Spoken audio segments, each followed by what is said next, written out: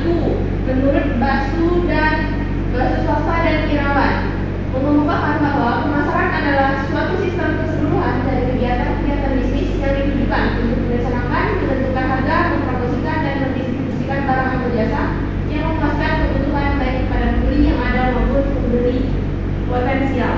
Yang kedua itu ada menurut American Marketing Association atau AMA mendefinisikan pemasaran sebagai suatu fungsi organisasi dan serangkaian proses untuk menciptakan, mengkomunikasikan dan memberikan nilai kepada pelanggan untuk mengelola hubungan pelanggan dengan cara yang menguntungkan organisasi dan pemangku kepentingannya. Selanjutnya ada Salim Saladin mendefinisikan pemasaran sebagai suatu proses sosial dan manajerial dari individu dan kelompok untuk memenuhi kebutuhan dan keinginannya melalui penciptaan, penawaran, dan pertukaran nilai produk dengan lainnya. Selanjutnya, setelah kita mengetahui apa itu konsep dari pemasaran sendiri mempunyai aspek-aspek.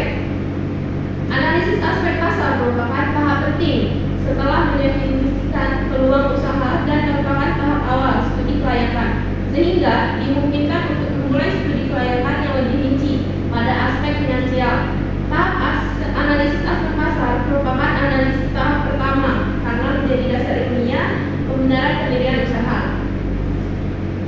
Aspek-aspek dalam pemasaran itu ada 6, yaitu yang pertama orientasi pada produk, orientasi pada penjualan, orientasi pada pemasaran, orientasi pada konsumen, orientasi pada perusahaan, kerjasama yang saling menguntungkan. Nah, selanjutnya itu pertimbangan pasar itu terdapat analisisnya. Analisisnya itu ada 5. Yang pertama itu deskripsi pasar, yang kedua analisis permintaan dulu dan sekarang, yang ketiga analisis penawaran dulu dan sekarang, yang keempat perkiraan permintaan yang akan datang dari produk, yang terakhir itu perkiraan faktor pasar. Permintaan pasar suatu produk menurut Kotler dan Keller 2009 adalah jumlah keseluruhan yang akan dibeli oleh sekelompok konsumen tertentu dalam suatu daerah tertentu dan lingkungan pemasaran tertentu dalam suatu program pemasaran tertentu. Tujuannya itu adalah untuk mengetahui seberapa luas pasar produk yang bersangkutan, bagaimana pertumbuhan permintaannya, dan berapa besar yang dapat dipenuhi oleh konsumen perusahaan.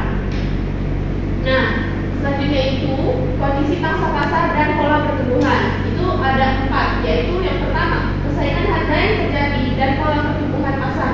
Yang kedua perkiraan permintaan yang akan datang atau teknik peramalan kualitatif dan kuantitatif.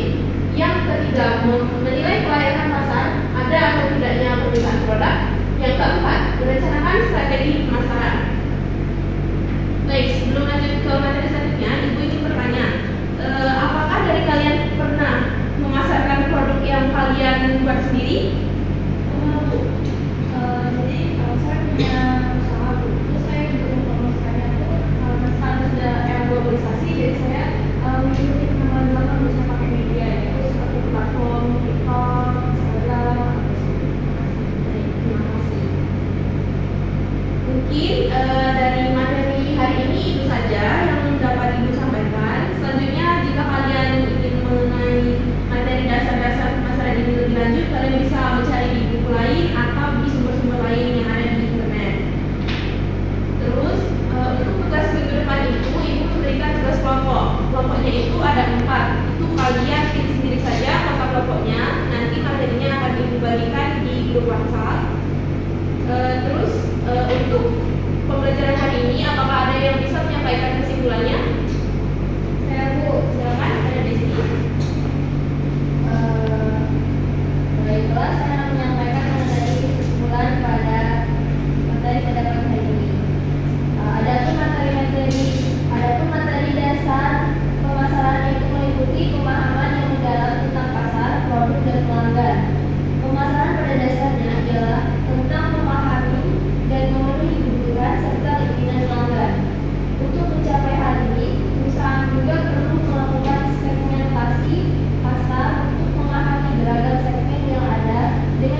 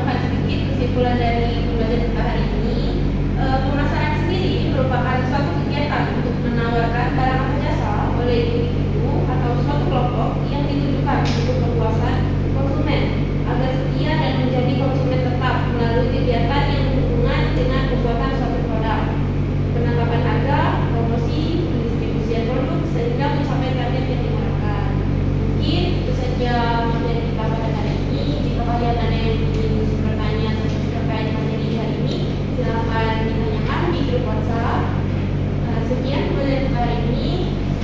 Saya tutup ya.